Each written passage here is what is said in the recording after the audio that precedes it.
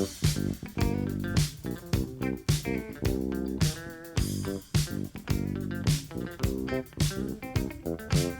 love cookies. I love cookies. I love cookies. I love cookies. Welcome to Cookies, the world's most influential basketball podcast. It is Monday, August 4th, turns out. August 4th, that's right. Andrew Kuo, how was your weekend, buddy? It was awesome. My week was awesome. It was a lot of watching strange weather occur outside my window. You know I love weather talk.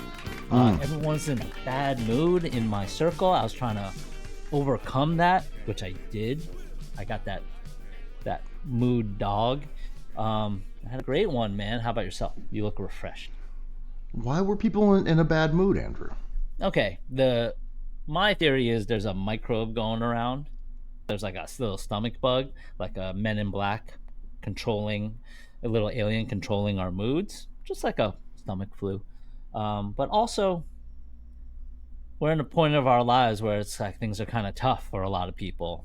Getting older, physical ailments, money problems, watching our friends gallivanting on Instagram in exotic places like upstate New York.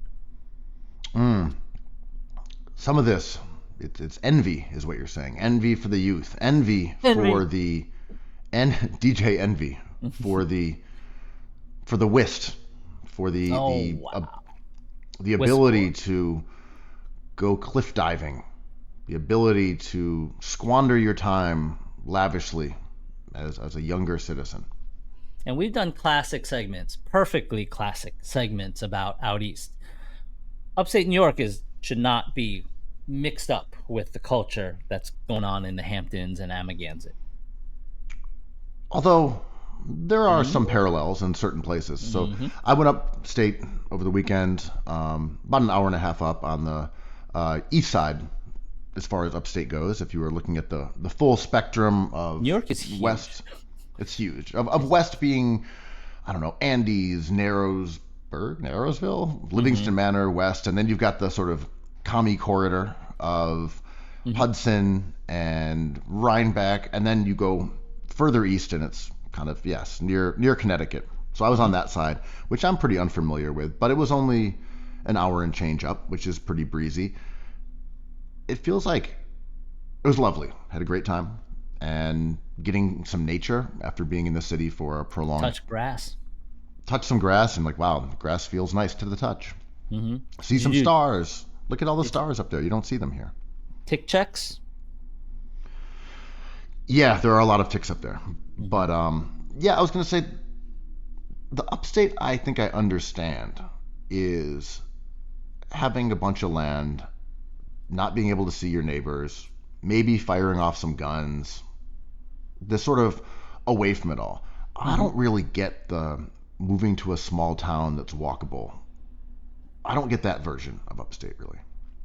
Yeah, there are people we know, friends of the pod, who moved upstate, maybe started a general store, maybe opened up a little record shop, maybe a gallery that shows seasonally, that's open seasonally, and it's wonderful, right? And as I talked to a couple of my friends, they're like, should we all kind of like sign a pact and cut our hands and shake hands and maybe move up there together and surround ourselves with the safety of our tribe? And I'm like, I didn't quite grow up upstate, but Westchester, I considered upstate sometimes, 40 minutes on a bad day to the city. But this is like much different. And I'm not familiar with this culture of the old painters going out there, painting in their barns, changing the world with their abstract expressionist doodads. It seems lovely.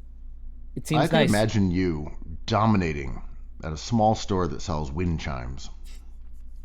Well, sheesh. The closest version of this in my personal life is like maybe going to Taipei and opening up a small gallery there. And my buddy, who's also Taiwanese, would open up a bookshop there because he's a writer. That sounds like a dream that's never going to happen. Um, but there was in my family there was talk about like, is New York City too hard? Like recently, is New York City financially too hard? Is the usability kind of not what we think it is? I'm like, it's easy having two kids, different story. Um, but it's too boring upstate, man. Were you bored? Well, no, because there was a bunch of people from New York City there. Hmm. Like, Hmm. oh, I could do this. This is lovely. If there was 25 people from You were New York, shepherded there for an event. yeah, it was just a friend's birthday. It was Hmm. lovely.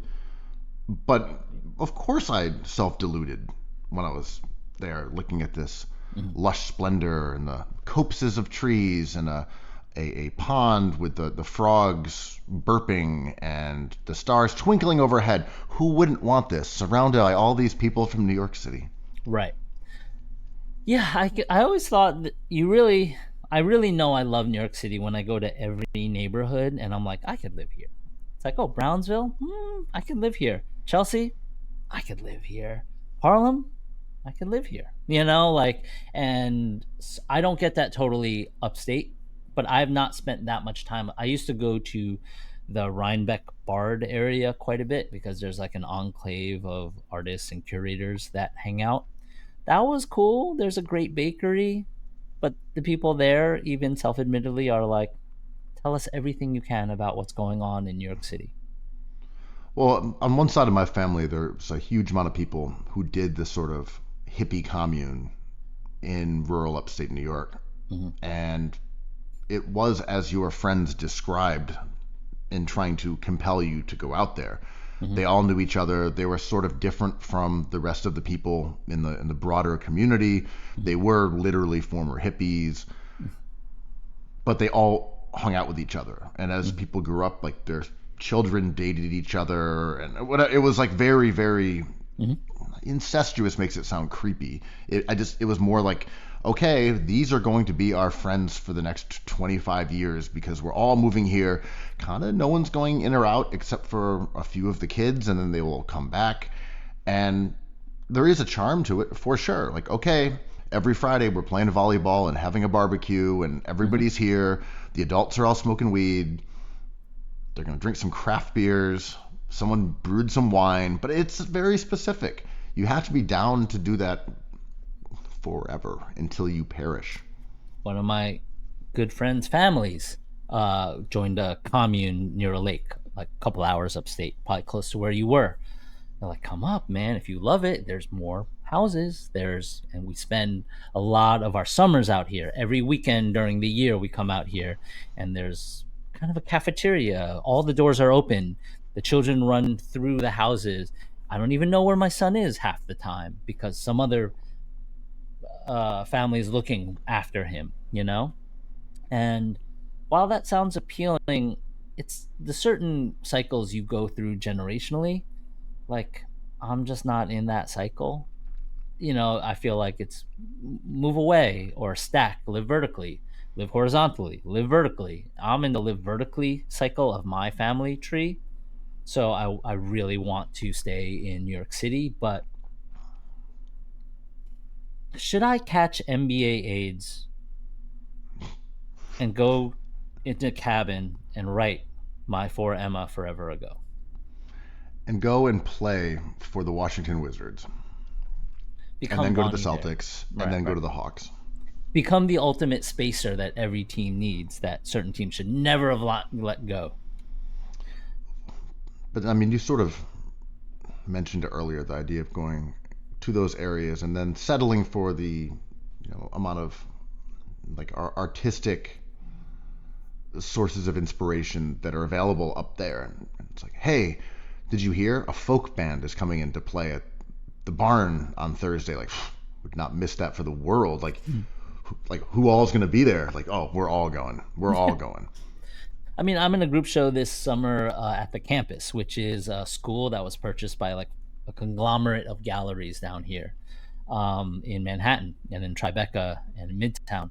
And they all bought into this huge school, and it's a giant group show with kind of really blue chip artists. And I'm not one of them, but I'm in there.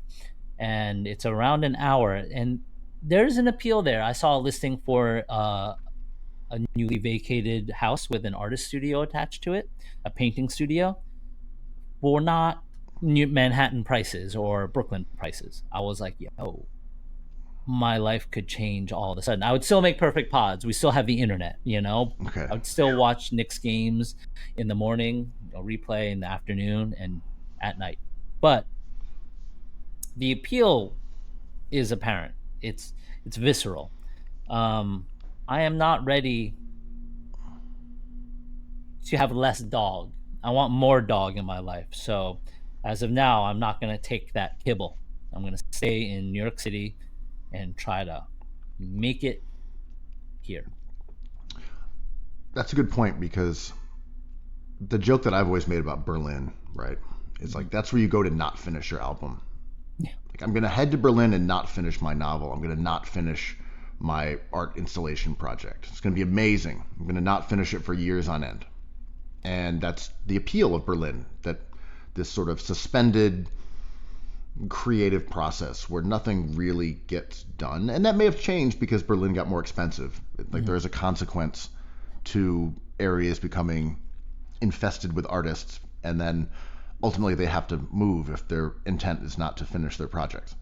But the point being, you don't really get that with upstate, where it's like maybe for a writer I could see, but I don't feel like it's the same way. It is more like if you're leaving New York, you're kind of cashing out. Am I wrong on that? No, and it's all about framing and spinning. But we were hanging out at the great Billy Jones's memorial, and Legend. yep, and talk about someone who had dog, right? And my buddy from back in the day, awesome musician, rolls up. He's like, "Yo, I haven't seen you forever. I moved upstate. I live 2 hours up, and I'm here just for this event."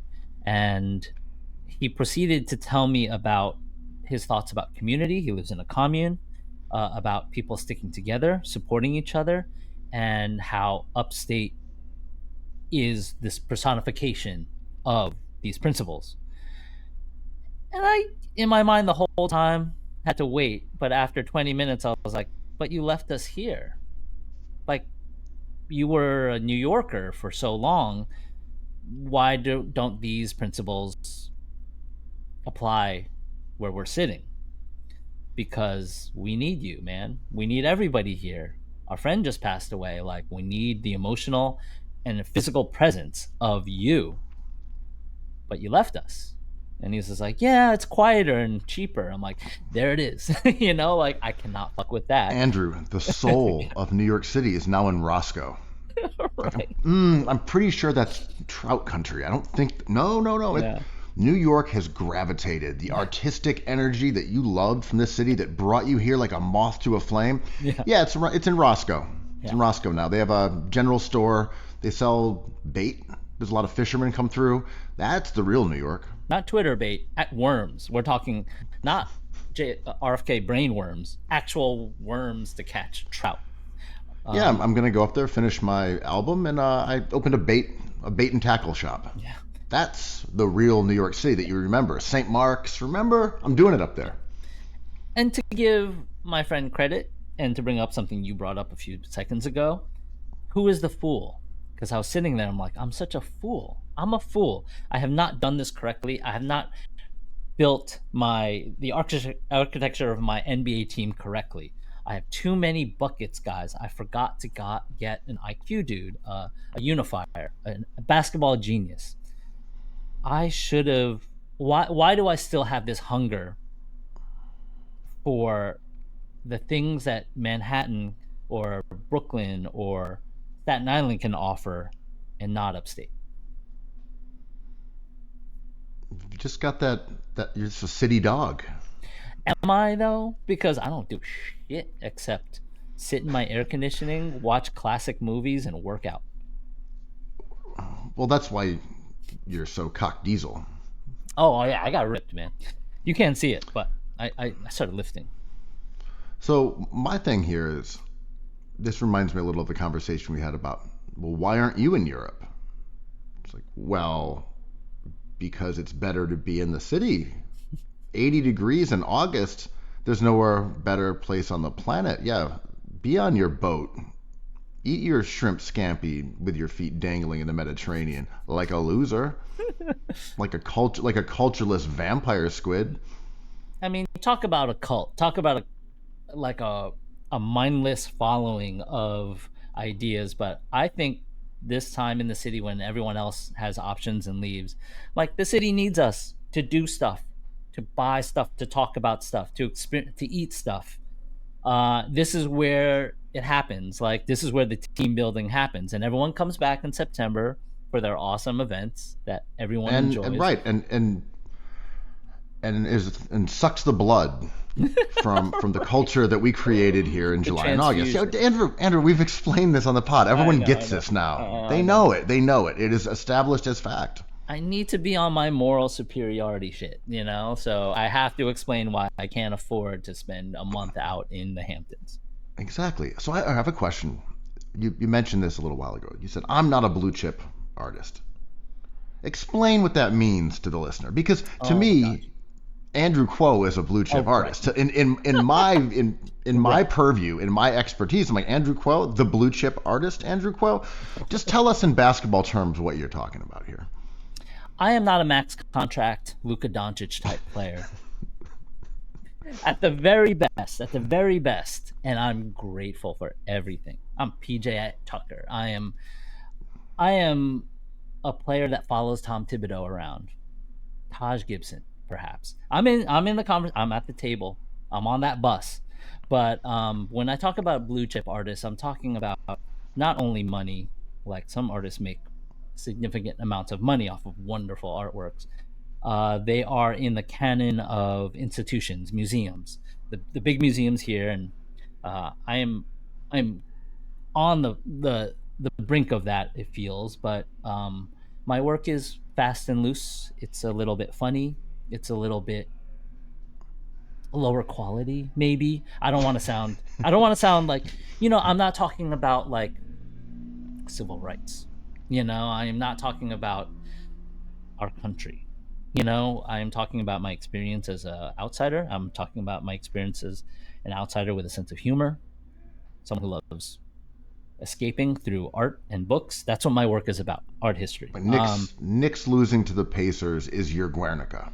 Right.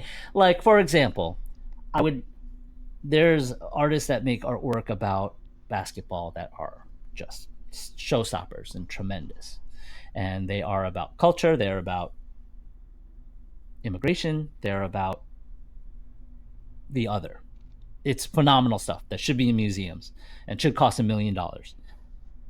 I am a very big basketball fan, but those are not my concerns. I like the ephemera of memory. I like the depiction of my heroes, whether they be LeBron James or Jeremy Lin. I like the crossover with like kind of this high-low thing. It does not belong in a museum, in my opinion, even though sometimes they are there, right? So that is a very conscious decision I make in studio, how to talk about flatness. But long story short, when you're talking about a blue chip artist, you're talking about a certain canon and a certain path and certain family tree of showing your work, selling your work, and making your work. And I may not have that skill set. I may not be as interested in that skill set. I like to chop it up about Ariel Hook Party. They're saying you're the Nicholas Batum of the art. Not that good. I'm not that good, but I'll take it. Batum is very good, very good. Steve Novak. Can we? How's that? I would like more longevity than Novak, but Novocaine is a legend. Jingles. Yes, Joe Ingles, perfect. We found your art world comparison, and it's Joe Ingles. It's the big Ingles, yeah.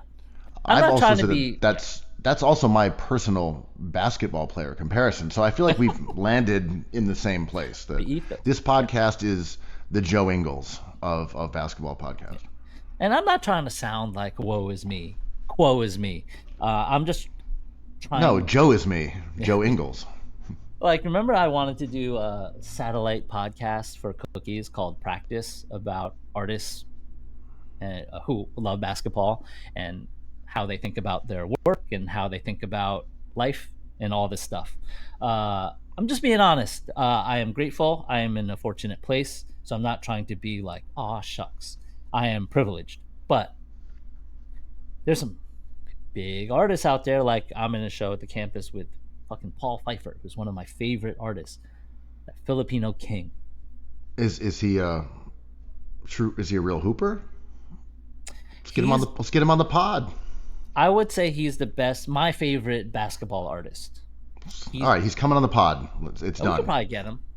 Figure it out. He did the Four Horsemen of the Apocalypse, where he photoshops everyone out with Patrick Ewing.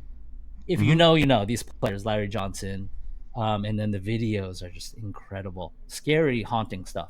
Perfect. You're the Upstate Joe Chick. Ingles. He's someone else. All right, yeah, he's coming on the pod, and we're gonna expose him or celebrate him, whatever you choose. Right. I'll get him. All right, other news. Speaking of old timey shit, we're talking Larry Johnson, Patrick Ewing, the goats of the past. The new Metro Boomin album is providing this nostalgic experience for a different generation. His new album, it's actually a double disc, if you wanted to call it that. It's like 24 songs, maybe more. It's over an hour long. But yeah, double CD, using the parlance of the era when it would have come out, perhaps. It's a love letter to 2008, 2012 Atlanta. And it's a very specific sound. It's post Jeezy, Gucci for the most part, that like trapping sound that kind of became like very dark, but there is overlap with producers like Zaytoven and things like that. It is a joyous, sort of feminized sound. It's about dancing, and it was called Atlanta Futurism at the time.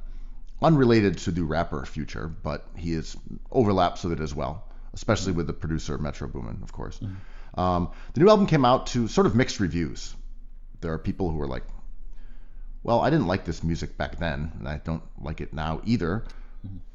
There's also people who listen to this album that has guests like Young Dro and T.I. and Young Thug, Roscoe Dash, all these artists from that specific period, and I see their response. It's too early for this nostalgia. I mean, I love it, but it feels like, when I was in high school or college, and why would that be coming back now? And I just say you should do the math. Time is fucked up, man. Yeah. That was 15 years ago, my friend. Welcome to adulthood. Yeah.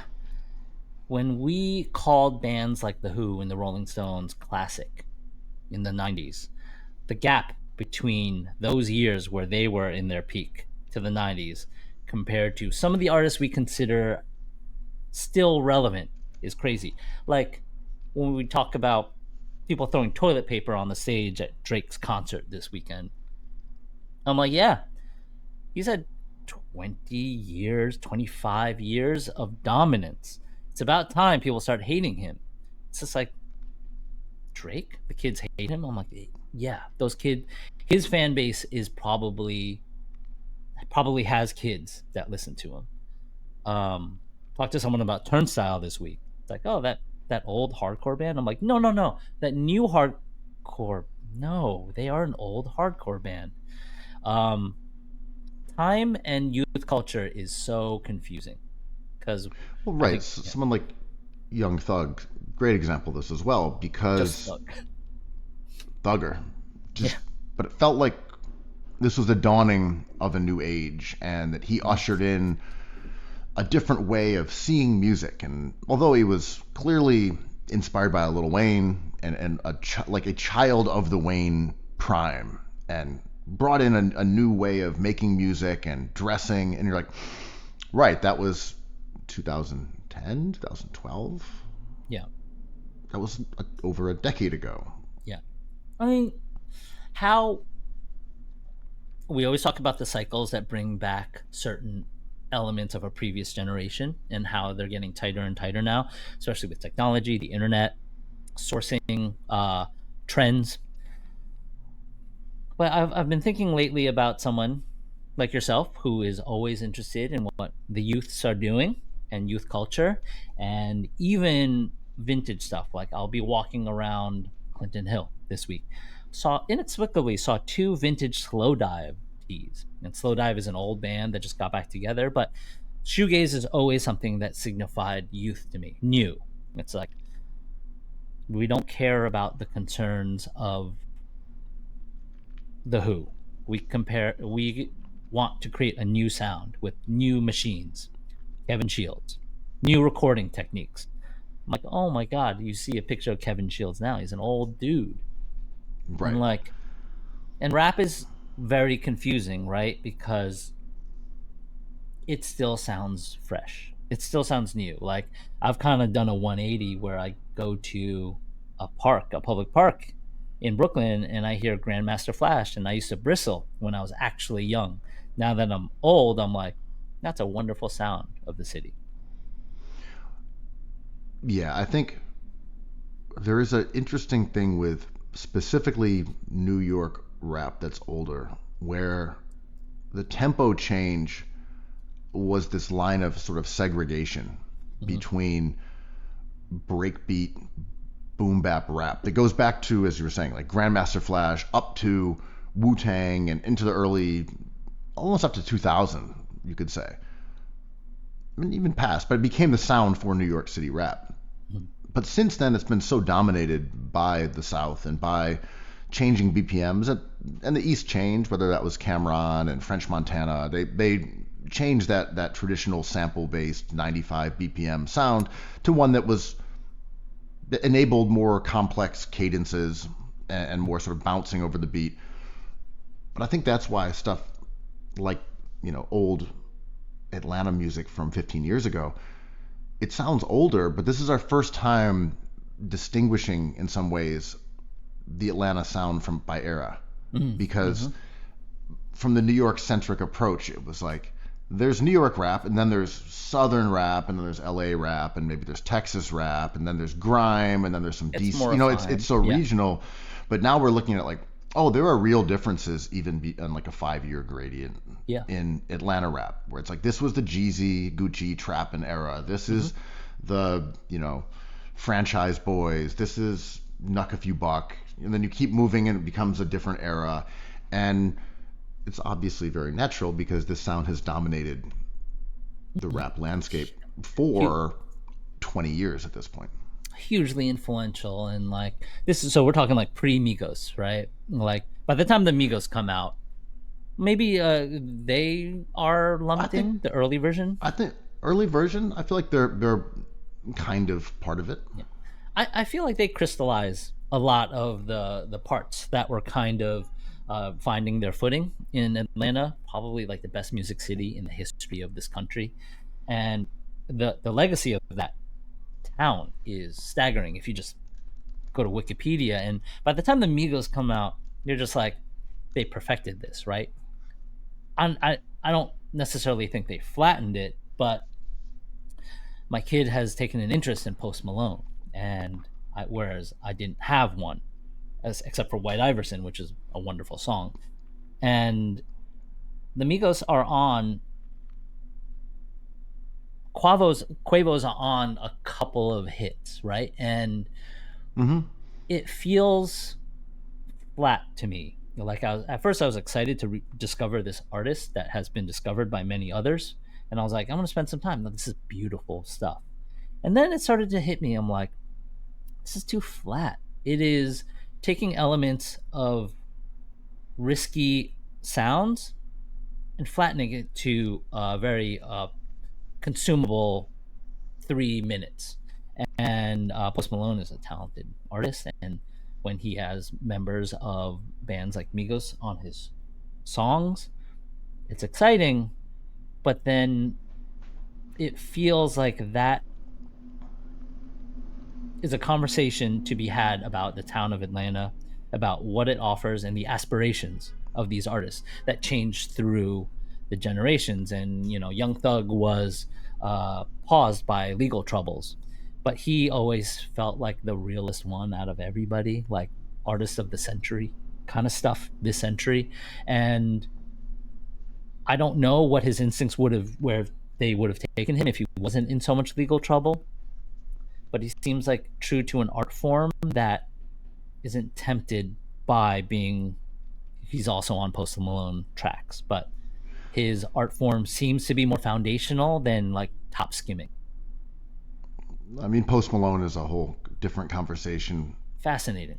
Yeah. but it's almost the same way of, well, this guy's got a bunch of facial tattoos and he had an underground hit, and like, yeah, it might as well be like Mariah Carey though. Like this is a pop artist getting old dirty to be on a song, except that Quavo isn't even old dirty. Quavo's a star too. Yeah. So I only mean that this is just the crafting of a contemporary pop album. Love that Mariah is- Carey though. Yeah. No shame to Yeah. Mariah Carey at all all. these are not knocks on anybody. No. Yeah. I'm just saying that the intention of that kind of song is for your child. It's Spider-Man. for the radio. It's for Spider-Man. Yeah, it's for Spider-Man. And No, my nephew loves that song. He loves it. hey, And I've heard it in the car and been like, you know what? This doesn't hit. Yeah, I Put kind of on some Max B, kid. It's time you learn about Boss Right. Don Bigavelli, kid. Right. Yeah, I mean, I thought about all this stuff when I was watching some of that Pitchfork streaming on, I believe it was the Prime app. And I tuned in, and it was Olivia Rodrigo who brought up Rivers Cuomo to do some Weezer songs. You know, Olivia Rodrigo is great. She's great in a way that Sabrina Carpenter is not, or a lot of these new singer-songwriters. I think she's interesting. She's personal. It feels personal. She's into guitars and punk, whatever. Not necessarily super fashionable. And she brought up the singer of Weezer, and they did a few songs. And it was complicated, but my first reaction was more flatness, right? Like, because at the time, Weezer was the industry plant. We're like, who are these guys? I like trying to mine indie and punk into a very consumable. It's called the Blue Album. It's like overly designed. Like there's no provenance here, and then they become one of the lasting acts in music. And then you stack on Olivia Rodrigo, who also feels like an industry plant. Maybe she's just successful, but she was a child star. And then them together, they produce some really lovely sounds, some cool music, something I certainly enjoyed watching for 8 minutes. And I'm like, I haven't heard about Atlanta music in a while. Has the flatness become the dominant trait of the art coming from that city now? I don't know. I was thinking about the Migos for a second there, or Migos. I forget if there's a the. It's just Migos. So I vacillate between. I don't know. Just Migos, I believe. It's Migos. Yeah. Rest in peace. Amigo, and Migos. I think if we're talking about Atlanta futurism, they were probably the group that ushered it out of Atlanta futurism. I agree with that. You know, that era that was like the swag surfing, super dancey, snap music sort of was part of that a little bit. And the Migos probably ushered it into like more of a kind of street element, but they kept those entertaining qualities. Like, I mean, if you were just gonna say best delivery, those guys were like Jurassic 5-ish in their ability to make back and forth changing cadences. Like they were, I just mean, who's Charlie Tuna? We could do this ring. You know what I mean? They're doing over. barbershop quartet ass rap, but about the bando. They were amazingly good. They were perfect. They were perfect, right? I mean, when I heard them, I was like, "Yo, it's not gonna get better than this." Yo, facts, man. Like hearing Versace, you're just like, you're allowed to do this. You can legally rap like this. I thought it was over. I was like, who's gonna be better at this than them? I mean, there was nothing else to listen to other than that mixtape. Why would I listen to anything except these guys? They figured it out. They've mastered rapping. Whereas Young Thug felt like he opened worlds, Migos felt like they closed worlds. I'm like, oh damn, we're in a room with excellence. It's like, okay, D up. Who's got LeBron? Who's got Chris Paul? Who's got Michael Jordan? Who's got Takeoff? Yeah, you know, it's just like, oh shit, this is a closed loop. Whereas other artists, I enjoy as much, kind of like give you ideas that open more ends. So, well, if you guys want to also join into this career of rapping, you better learn to rap like these Migos fellows because Right. they've got it sorted out. Anything less than Migos level, like, Did it why hinder? would I bother? Why would I Did it bother? hinder that city though? Because now the death knell of a creative city is when you go back into the history of it and you pick parts of it to represent as like a historical document and as new music. If we're referencing trap music, Jeezy, is that a sign? And 20, 30 years is a long, long Mm-hmm. time. Is it the sign that that Well, city is cooked? well, we do know this from watching East Coast rap that once you start getting into Cuban Links to Supreme Clientele to Yeah. Thug Motivation It's just pleasure. 1 Part 4, Memory and pleasure. Yeah. you're like, all right, we're mining nostalgia, and It's we talked upstate. about It's the moving clip. upstate. Yeah. We talked about the Clips album, and that I'm not trying to be critical here, but are we still talking about the Clips album? Like, did that endure, or was it we're having a moment to celebrate this group that we really like for giving us a project that validates our love for them in the past versus an album that's going to push things forward? Clips did nothing wrong here. I'm talking about the response to it. Like, this is a game changer. The classic rollout. Print media still works. Look at the numbers they did. The Yeah. Clips are back. And I was like, no, they were a really amazing, beloved, popular group that put out a good album and presented it to their loyal fans in the smartest possible way. But are we still listening to that album 2 weeks later? I'm sure people are. I think it's good. But it's different from Lil Wayne Carter 3. This is the Yeah. album of the summer. Right. You hear it from every car driving around. Are you hearing Clips in your neighborhood? And the ticket sales reportedly are not good for their tour. To quote Skinner, geezers need excitement, right? Like we jump up to talk about all this stuff, but it's just old heads arguing traditional topics. Yeah, we're in an old head vacuum. It was funny when I was upstate. There was a woman up there, was part of the group, who was I think 27 years old, and she was talking about how she had trouble dating a 23-year-old guy, and she said we're from different generations. You know, I'm older Gen Z and he's younger Gen Z, and this guy just didn't get my references. I was like, what kind of references? And she's like, he didn't know who Lucy Liu was. He was Lucy unaware Liu, of the Charlie's actor, the actor, yes. It's like he didn't know who Charlie's Angels was. And I was like, Lucy Liu, the okay, painter. Yeah. it's like Charlie's Angels, Lucy Liu. I'm like, these are odd reference points that he didn't get, and maybe that's just him. Some I don't. McGee ass references. Yeah. But she was said, and this really stuck with me. Well, you know, my generation, older Zoomers, we didn't grow up totally with the internet like they did. And in my mind, I realized people are going to be saying this forever. In 2035, they'll be talking about people who grew up in 2038. Like, you know, us, we were kind of raised touching grass, unlike these internet nerds who are 3 years younger than me. I remember holding a smartphone for the first time when I was like in my mid 20s. I was late. But you know, it's just like I always think like what is the future of the internet and what kids talk about, like are eggs good for you? Are eggs bad for you? So argue indefinitely. And it reminds me of this Dime Square shirt that came out by H&M, I believe. It just a Dime Square with like New York City spray painted to the back of it. And like we'll always argue between Times Square is cool, Times Square is not cool forever. And um, everyone, I think, will claim, as we do, we were there when Times Square was cool. We're also there when Times Square wasn't cool. It's a fine place. I don't care. But Been there when it wasn't cool, when it was kind of cool, when it was sort of cool, and then not as cool, and then when it wasn't as cool. I feel Yeah. like a good spectrum of Dime Square's content has been through our filter. Yeah.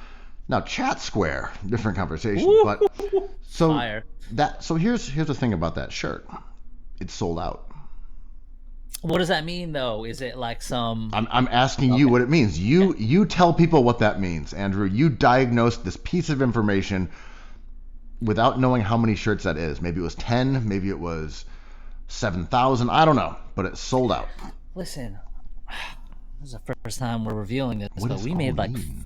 we made 500 2024 25 Knicks championship shirts, and we burned them all, but they're sold out. If you know what I mean. Couldn't get you one. They're totally sold out. It's like, well, I've never seen someone wear it. It's like, well, people are archiving them. They're not putting them on. It's sold out. How many did they make? How many did they destroy? Is it just for the image? Oh, that was going to be my next question. Did that shirt ever get printed? The H&M Dime Square shirt. Has anyone seen one in the flesh? In the wild, I'm sure it got printed. It's just a two-color John, but um, Oh, I don't mean that they don't have the capabilities of making it. I mean, did they just put that image up to get this kind of response as a joke? are they savvy And enough for then, that? H&M, do they care I don't know. to mingle in the mud with us commoners? Because that's some blue chip money. They don't care, right? Like, I don't think they care. no, I mean, of I course, mean, defend Manhattan, Ben. Defend Manhattan. well, I'm right. Do they make shirts that just say Soho East Village? Is this an I've seen H&M that. thing? Yeah, I've seen Okay, that. so if that is the case, and they just do shoddy neighborhood adjacent New York shirts that they're selling internationally or whatever, Yeah. then maybe this wasn't the troll job that I thought it might be. It was just them following their business model. Okay, we're gonna do one that says Tribeca. We're gonna do one that says Brooklyn. Hmm. Just generally, just a generalized 3 million person Brooklyn shirt, and make it in a Brooklyn kid font with a little graffiti. I mean, our jobs as New Yorkers is to be insufferable hipsters, right? Like that's what me and you do. That shirt was done in all sincerity. They tried to make it look nice. There's graffiti. There's the lettering. If it was up to me, it'd just be like bullshit Helvetica, just right across the chest, black and white, right? But they Okay, tried to make it aesthetic. so I want your expert artistic opinion Mm. on the RX Papi album cover. The project was an EP, That's terribly a sick mastered. album cover. That's sick. It made me stop in my Ter- tracks a little bit. let me explain. It is Yeah. a Google image of Google Maps. RX Yeah. Papi's neighborhood, where you see the street sign. It's kind of blurry. You can't really see the names of the streets on it too well. One of them you can kind of read out. The other one that's at the angle you cannot. Mhm. It's not abiding by the rule of thirds exactly. The street sign's kind of too high. There's a brown house in the background that's also kind of blurry and obscured. And then you see the name of the street down the middle because it's from Google Maps when you rotate the map and you see the name of the street superimposed. I think it's like Hazelwood or Hazelton. I forget which street he lived on over there. And then they used the Rosalia font, a new Instagram option, and it says "Where I'm From" in the Rosalia font, plastered on the upper left-hand corner. Is this great art or the worst art? Andrew, tell us. Without trying to be a zagger, and without getting in too inside baseball in my own brain, that's a wonderful cover. It is a signifier of intelligence. It is low in a way that is thought provoking, funny, and a fuck you. It is what art should be. Um, we talked about last perfect pod. We talked about Mandami and picking the right restaurant when asked the question, "What is the best restaurant?" He's like, "Not too high, not too low. Do you know? Are you in? I'm from here." This answer is layered, and it is also a fuck you to that question.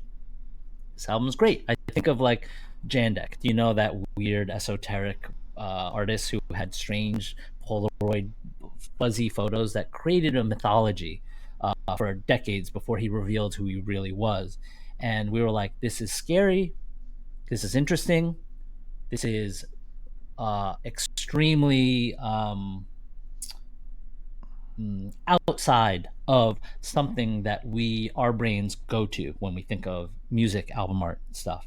So without getting too highfalutin, I would say that album cover is going to stick in my brain for a while.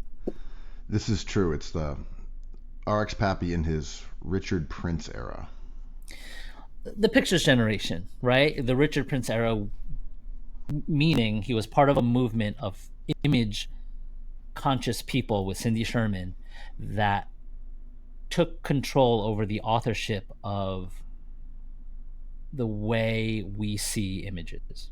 And he took an image that was someone else's and wrote his name on it and being like, where does the provenance and authorship begin and end? I remember when everyone got so furious about the Pop Smoke album cover that Virgil did. And I forget exactly what it was, but he used kind of like a stock image of Pop Smoke. I forget if it was just like a white background. Maybe there was a shitty crown of thorns, or it was just a lousy font. Yeah. And people erupted with outrage. Like, this is so shitty. I don't like that. Why didn't they make this into like an artistic album cover? And they pulled it. And this was after, I think this was after Virgil died, or maybe right before. I forget exactly what it was. But they pulled it and they changed the album cover, and they created a very generic rap cover for the Pop Smoke album. And at the time, I was like, okay, I get it. You didn't like that one, and people were just saying negative things about it. But obviously, and you were like, I kind of like it. And in retrospect, it was a huge blunder, because now I can't even remember the Virgil one because they took it off of social media, and you only see the other one, which has no sort of memorability whatsoever, right, and is just garbage. Virgil was right. He went with grubby minimalism, and it enraged people, and they absolutely should have kept it, because that matters. If people remember the album cover, that is the victory. Yeah, and this is confusing because I believe Ice Spice's last album, the cover, people just hated it. Or maybe it was Cardi B. I think it was Ice Spice. It was like fake graffiti, kind of the fumes of David LaChapelle. This maybe actually David LaChapelle, I forget. It was a Subway iconography. There's a time and place to call Gene's your favorite restaurant in New York. There are certain people that you want that from. Knowing your audience and trying to take your audience to a new place is an endless task that has no clear answer to. If I was being a devil's advocate about Pappy's artwork, I would say like he's talking to his audience too directly, and he's not taking any risks because he knows this is the language that they understand. Tyler, the Creator, has artwork that I think works and doesn't work. Like, I thought Igor was like a big miss, but it was a hit. He didn't slow down from it. Eric White made the painting, the photorealistic painting, that I thought was a beautiful image, but for him, I don't know. Does album art, does jersey design in basketball, does it have a place anymore? Since we'll be looking at thumbnails of these things on our streaming apps instead of holding 13 by 13 inch records of it, sleeves. And I think the acknowledgement of the banality of Google Maps is like, and also the banality of being like, this is where I'm from, is like a fuck you that I really like. The NBA jersey discussion is interesting because you've brought this up before, the oversimplification of the design so that people can see numbers and logos design on is TV cringe. or on their phone. Yeah. I also think that it's still going to be very difficult for people to do that. So who cares? Like, yes, bold is good for a smaller interface. Does it work for the Jazz? They tried. Well, right. It's like, okay, we're gonna make it like just huge, big block numbers that everyone can read, and it's like, yeah, I already know that's Jordan Clarkson. I don't need to see his number, man. It's I fine. can see a Filipino king when I see one. Yeah, like Also, I don't. Okay. So I see their numbers. That doesn't help me. yeah, and like That's THT. You didn't know he was number 7? Like, there's been a lot written about fashion houses and brands, the evolution of their identities becoming just like default Helvetica fonts, and I feel like we're overthinking it sometimes. But when I try to talk about it, it is about technology for sure, and the graphic designers who reigned supreme before the internet, like Sagmeister and David Carson, and even Designers Republic, they were onto something. Talk about futurism, right? They were onto something new, and then as soon as you had a reboot with the internet, everything had to be brought to their base level, their baseline in terms of visual language, in order to understand the technology we were surrounded by. It cannot be visually complicated because what the fuck is www, right? Now we're in 2025, quarter of a century removed from that moment, and I think it takes a long time, but design looks like try hard stuff. It's like Jadakiss at Versus, and it's cringe. And if you are a 30-year-old target market, 40-year-old buying luxury goods, the entry point for luxury goods, you don't want the signifiers of people before you. You want something new.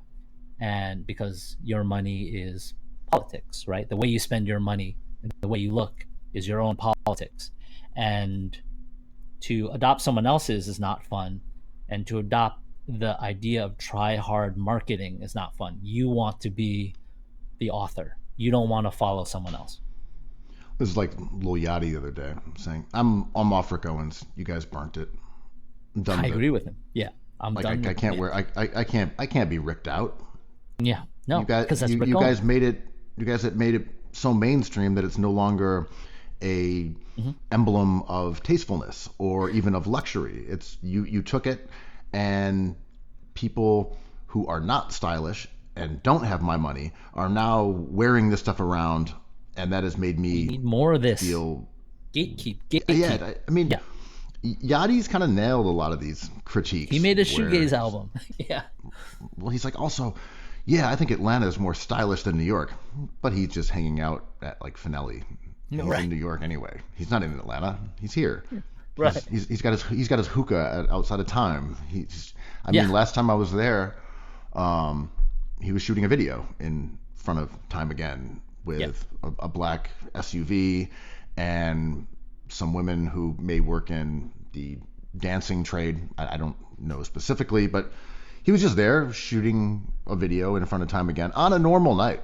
It wasn't shut down. He was just there. Everyone else was wandering around behind him, just having their typical Time Again experience, eating some focaccia with maybe a little prosciutto, having a Thank God. spritzer. I couldn't hear that extra syllable, extra focaccia syllable. But this is an idea I think about a little bit. Is I think we should give artists and human beings more space to be hypocritical, because with Twitter and whatever, Instagram or whatever app you're on, it's like a lot of like, but you said this word, even though we like your music reviews, you said this word. Now Drake is attacking you. Like, what, 10 years ago you said this, so how can you say this now? Nirvana was on DGC Records, right? By the time In Utero comes out, they have the support and backing of the biggest bands in the world. And we were like, they're sellouts, but this music is still very challenging. They are still true to their heart in some way. So they're allowed to be hypocrites because they deliver at one thing that we enjoy. And I think Yachty could have a statement like, you guys ruined Rick Owens, and still make a video on Canal Street. I think that is important because we're not going to get anything fun if we all agree on everything. Just all Kyrie playing for the Mavs. Kyrie's on one, man. He's been watching some YouTube again. Woo! Oh yeah. The Kyrie's been throwing flames. It's like, okay, Oasis is back. That's Live Nation. Like, sure, of course it is. Oasis was the plant. Oasis was the joke, and I love that band to death. But trying to make that band into like a classic rock model is like our mind playing tricks on us, being like, Oasis was part of a dying breed of true guitar rock and roll heroes. I'm like, the fuck you talking about? They were the most sarcastic, like irreverent band ever. They were almost punk because they were like, ah, we think we're the best. We know we're not as good as Damon Albarn, but like, fuck it. Here's Wonderwall. You know, it was a joke. It was a wonderful joke, and now it's not. There's no Interpol. That band is. Those not were aged. serious rockers. Did you see their suits? I mean, Carlos D was awesome, man. Remember, he was like the before we had the language of indie sleaze. He was the style icon for like 5 years. Carlos D was at the party. I remember in that era, I was living in Williamsburg, had two roommates, and I come out of my bedroom at it's probably like nine or 10 on a weekday. It was a Saturday morning. Sure. And I think I'm just wearing like a towel around my waist or something. Easy. I was going to take a shower, and I look into the living room and I see Interpol like just in the living room in their suited regalia, just sitting on the couches, and it's like, "What's up, guys?" Like, what's Interpol doing in there? What's up, And it was a roommate was doing a photo shoot with them in Williamsburg and said, "Why don't you meet here?" And it all made total sense. But yeah, walking out in a towel and seeing Interpol standing around your couch in the living room was a little strange. They're nice guys. But also not that strange. Not that strange. I was gonna say. I wasn't shaken up. And we were trying to feign disinterest and coolness, and Interpol wasn't that big then. That they play arenas now is still shocking to me. But shout out to a band that has fans who are interested. But were we the first generation to hobnob with superstars as our friends, as our peers? Are we just not one big entity? Well, I would say that older Gen Z are probably the last generation to do that because they were the last ones to be raised without the internet. Older Gen Z. Which internet, But right? but that point that I was making before though is it's because people's parents generally don't let them use the internet until they're like 11 or 12 or 13 years old. It's a presence in their lives, but they're not necessarily on social media in the same way they are when they're in their teens. So everyone forever, or the majority of people forever, are going to grow up without the internet because they aren't necessarily being handed a phone as they emerge from the womb and are like, go live, kid. Yeah, right. Like everyone's going to be raised without the internet because they don't have the capacity to use it until they're like 10 years old. Listen, as soon as you're done with the SpaghettiOs, you can go on Twitter and call Kobe a top 2 all-time player. But you have to eat your SpaghettiOs in your sippy cup first. I just love this. We've reached the point. Everyone will always be raised without the internet. No matter at any part of time, we're going to have a bunch of cyborgs floating around, and they're going to be half their brain is going to be AI, and they'll say, I'm just glad that I wasn't raised with the internet. Shout out to Ben Solomon. When was the real New York? Somebody, when was it? Right before you got here. All right. Always. It always is. You just missed growing up without the internet. You just missed it. When did you move here? Oh, yeah, the real New York was right before. Oh, you mistake. Oh, it was early. Oh, no, the real New York was right before. Oh, yeah. Actually, I misspoke. It was right before you got here. I mean, it was kind of your arrival in some ways ended the real New York. Like, you touched down here and it sent this vibration throughout the city that completely turned it counterfeit instantaneously. It was like, when you have a vibrating stick and it hits a pane of glass and the whole thing just shatters. That was you getting off that Flying Dragon bus on Canal. I am so Cookies Hoops podcast pilled. I was holding a box of Scar's Pizza, and I went to my French cheese shop to pick up some goat cheese, like the bourgeois upstate dude I am. And he's a great Good guy. Lord. And he was like, "Yo, where's that pizza from?" And I was like, his name is also Andrew. I'm like, "Andrew, I love pizza." I'm not talking to him. This is not the Mapua Mirror. It's an actual human, a white guy named Andrew. And I was like, "Scars, I know people are onto series. I know people are onto industry. Scars is still my number one. It is the best slice I can buy for my money." And he was just like, "Yeah, I like that place on Stanton and Orchard." And I was like, "Rosario's?" And he was like, "Yeah, that's the slice I like. I really miss them. When they closed, I was really sad." I'm like, You, "Hell Square you number wanted that. 4?" And he was like, You "What are you wanted that. talking about?" You I wanted started that to, spinach, the spinach ricotta slice that weighed like a pound and a half. That one. he said the eggplant parm slice. And fine, whatever. I thought Rosario's was okay. But I was throwing out cookies, hoops, words in such rapid succession that he was like, "Andrew, what the fuck are you talking about?" It's like, well, it wasn't really Hell Square number 3. It was more Hell Square number 4. And it's like kind of like the comic corridor. It started turning into like Dustin Hoffman for Cookies Odd Topics. And he was just like, "What are you talking about?" And I was like, "Are you talking about the real New York?" Because Rosario's had moved from Houston to Stanton, much to his chagrin, because he was priced out of the bigger spot that ended up being a Rays, famous Yep. Rays that we thought were intruders, and now are classic. That's a real New York when famous Rays was on Delancey. I'm like, what the fuck? But were you at the original Barracut? I get weird about Barracat, man. I love that place. Barracat 2 is no Barracat 1. Yeah, I had one of those conversations where I tried to explain why I thought it was really funny if mobsters were having a Godfather style sit down and they're in the restaurant and the waiter comes over like, Signal chat. would you like some food? And they're like, no. And it's like, a really tense meeting of the bosses. And then one gets up and like, "Excuse me," goes to the bathroom, reaches under the toilet and like pulls out a hot dog and just eats it in the bathroom. And like what's wrong with you? I'm like, I don't know. I just thought it'd be funny if they were sneaking food in the bathroom.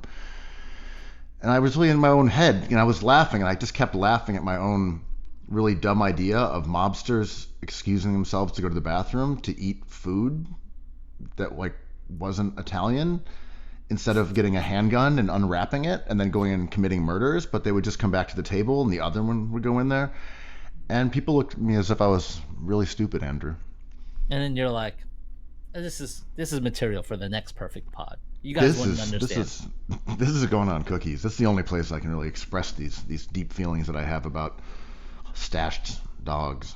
I can imagine someone like holding like a taco and being like, "I want to stash this in this Italian ass bathroom," and looking for like the top tank in Godfather, but having it like in the wall with like the futuristic round buttons of like heavy splash and low whatever. Yeah.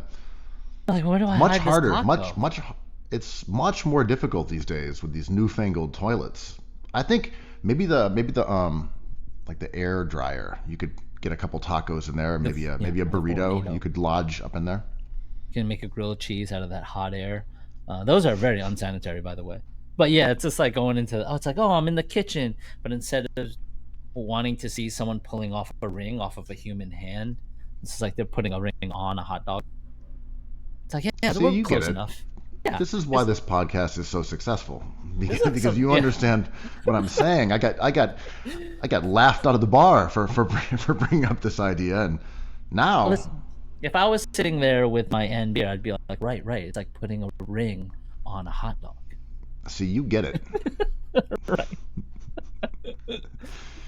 You are the second dildo that just hit.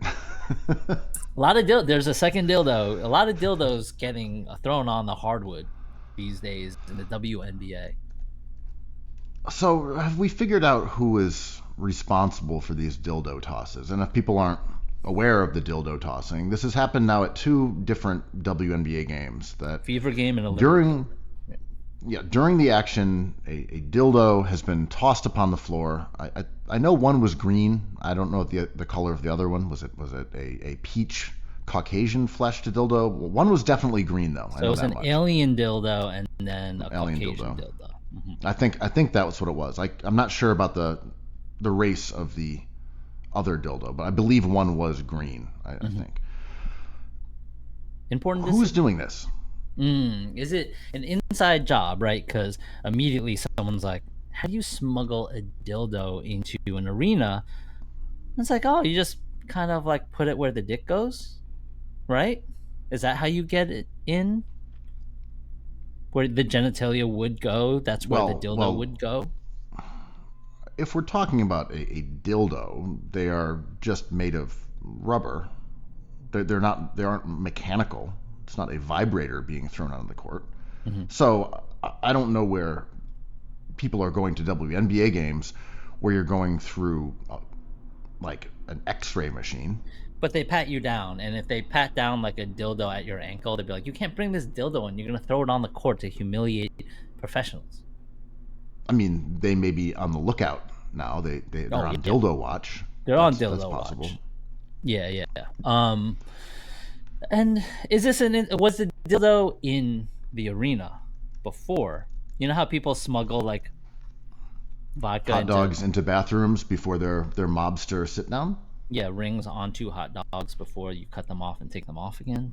But okay, let's just say They're going into the bathroom at Barclays Center, going above the urinal or not the urinal, depending on which bathroom you're going into.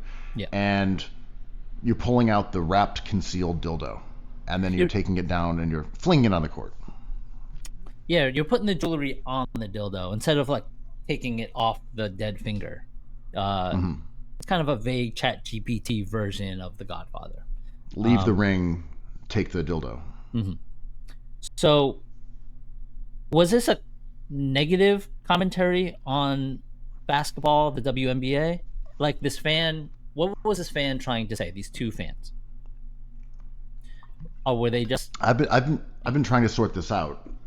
Is it sexist? Is it saying that Yes. the women are lesbians? Is it that they don't like confused. men, or that all they need is a penis? I'm just saying, what is the message? To your point, it doesn't feel like it's a good message or even that playful. There's something lame and gross about it, and I'm not even talking about it just being like a dildo. I'm saying the message is worse than a rubber penis. It's despicable. It's humiliating, and it should be chastised. Because I read it as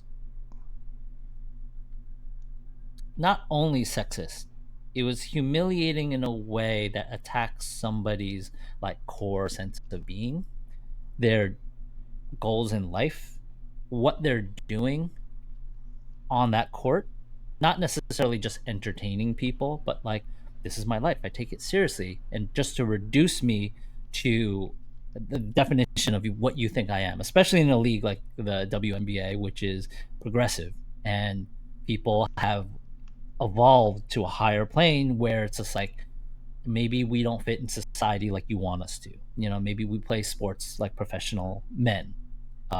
Maybe we should get paid fair. Maybe we want to be treated with respect like you treat Jalen Brunson. And then this was a humiliating act. And there's only one way to counter this. Someone throw a dildo during an NBA game on the court. Pacers, Knicks. I want to see that green dildo on the court because that would be truly funny. And that way you would remove the dildo stigma that someone has intentionally thrust. Sorry for not choosing a better word. Oh, now you're throwing dildos onto Sixers games court? Oh, right. Okay. Joel Embiid steps on the court, dildo. Thrust the process. Because of course there is, as you said, it's easy to overread the gesture here in the way it's easy to overanalyze an RX Pappy Google image album cover. These are all possibilities. The other one sucks. Yeah. Right. I'm saying you can say it represents all these things. Maybe it's someone's like, well, I just thought it was funny, and that's it. But hurtful. when it happens a second time, then it's like, well, we've kind of moved past it being a joke. And if it keeps happening, which it may, because I don't know how effective Dildo Watch will be, then you're getting into the point of we're sort of actively trying to degrade the game, this entire sport. Is it someone who works like against the WNBA Players Association?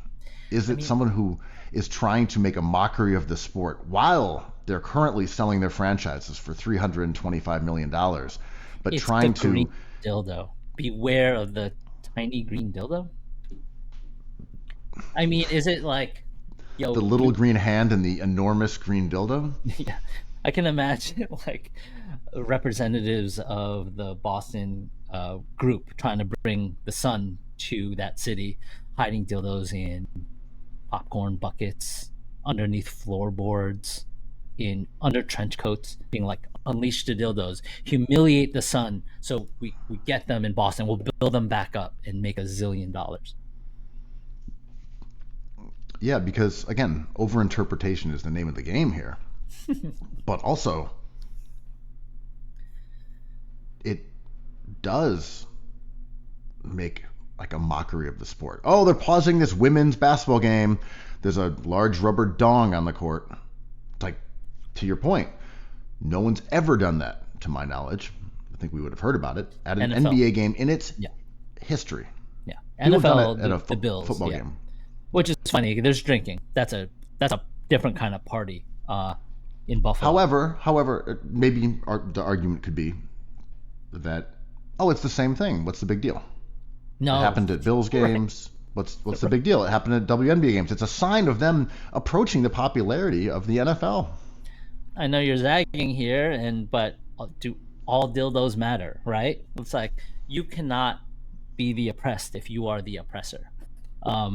So it doesn't work as a definition. I felt bad for the players on the court at the WNBA game. I thought that was humiliating, and I'm complicit, but I think we live in a sexist place, and the way we treat women is unfair. I do believe it's systemic, and I do believe it's visceral. I believe it occurs when you speak to somebody, and the way you pay somebody, and the way you respect childcare, and all this stuff. And the WNBA has to fight all these things and also play these games at such a high level that I'm like, people get humiliated and reduced down to like their cores all the time. It doesn't make it good. The dildo is a very funny object. It is like an abstract idea that people still giggle about. Maybe we should normalize dildos, but I think it was really hurtful and it was an unkind thing for us to laugh at, I think. Yeah, I think laughing at it is fine in terms of It is that's funny.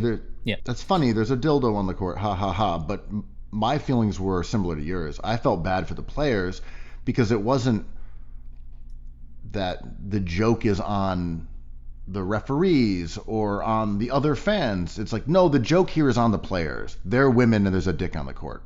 Like, ha ha ha, how funny is that? Yeah, it's really disrespectful. It's like, oh, yeah, these women who are out here playing extremely hard and competitively and are excellent at their sport, we're going to throw a dick on the court and they're going to have to stop. Because it reduces them to their bodies, right? It reduces them to just their bodies. And that is right. And again, if this guy is playing and a dildo goes on the court, well, there's 11 dildos on this court. There's 11 penises on this court. And when it's women players and you throw a dildo out there, it's extremely gendered in a way that it is not with male players. I agree. And yeah, I just felt bad for them. Like, they are really good at what they do. They're out there performing in front of, thousands of people, and their game comes to an abrupt halt because someone tosses a dick on the court. Yeah. And they handled it well. They kind of laughed it off, but if there was a third dildo that was thrown on the Lakers court where LeBron James and Luka Doncic are on their way to a championship, the suggestion, the humiliation goal there would be like, you guys are sus. Y'all are you all play together, like it's just like it is basketball sus. Our jocks no longer the powerful people that they were in the 80s and 90s. But when you throw Right. one on a court of the WNBA, it has different politics behind it, has different humiliations, and I think it's even Yeah. a deeper meanness.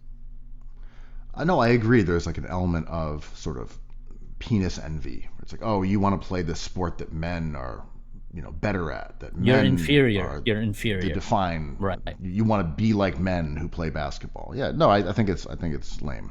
And yeah, when I saw it, my initial response was not ha ha ha, and then I thought about it. My initial response was, I feel bad for the players. Like, that's whack that they have Yeah. to deal with that.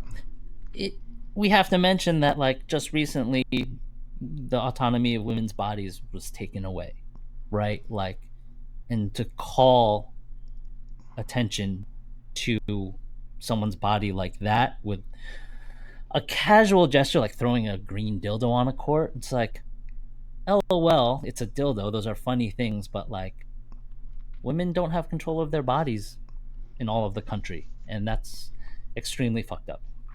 And someone could just say, well, I just happen to have this green dildo on me, and I thought it'd be funny if I threw it on the court. And I'm I done didn't with this really dildo. take, What if I throw it on the court? and I didn't take any of these other things into account. I really had no idea that there was these, gender and body issues. I never really considered those things. I just had a dildo, and I fumbled it, and it fell out of my hand and rolled onto the court, and it caused this big hullabaloo. It's like, okay, but then why did it happen again? Yeah, and it's going to be a trend probably. Hopefully, we'll see it in a men's game. Let's equal it out, But That's our job. We need to get into men's games and start firing dildos left and right. dildo cannon from the 100s at the Garden.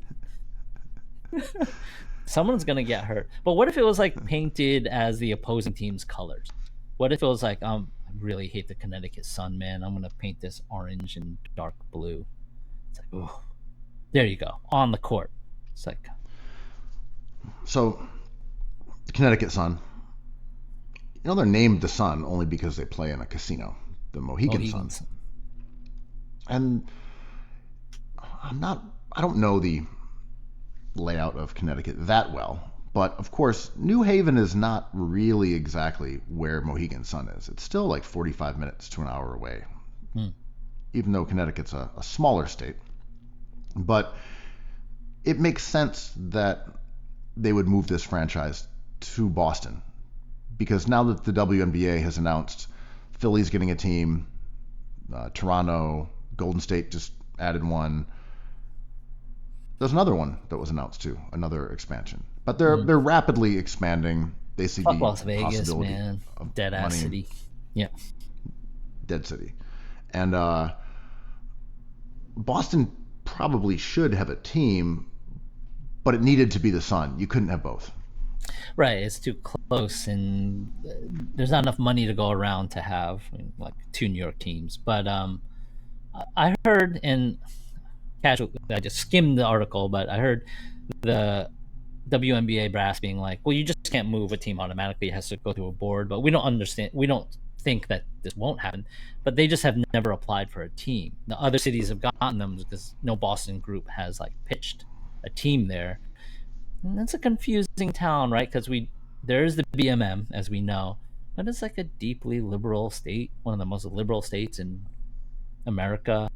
The Boston media kind of just bigs up their own players and kind of sets landmines for opposing teams. It's another form of tomfoolery. But they should have a team. That's been the question the whole time. Like, why doesn't Boston have a team? Because we're missing out on a lot of culture and debate. Yeah, I agree with that, and it is interesting through that prism, because maybe the argument is that the WNBA needs to have a Boston team in order to get the Boston media engaged, where Yeah, you can get exactly. the same kind of ridiculous bias that favors the Celtics or the Get the Patriots, Ringer to talk about it. Yeah. the Red Sox.